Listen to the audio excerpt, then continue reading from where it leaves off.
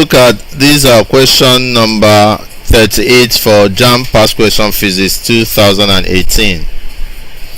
An object moves in a circular path of radius 0.5 meters with a speed of 1 meter per second. What is the angular velocity? A. 8 rad per second. B. 4 rad per second. D. 1 rad per second. C. 1 rad per second. D. 2 rad per second.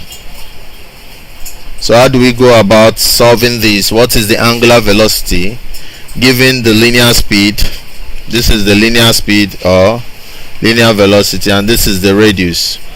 So what formula relates angular velocity to radius and speed? That is what we're going to use. So now we need to state the relationship between linear velocity, this is the linear velocity, this speed given here, and angular velocity. So once we have that relationship, then it solves the problem. And this relationship is that linear velocity is equal to angular velocity times radius. That is the relationship between linear velocity and angular velocity. So if you make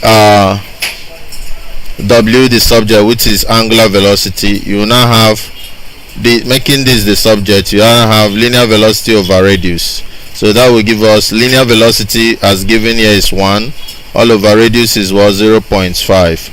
1 divided by 0.5 is gonna give us 2.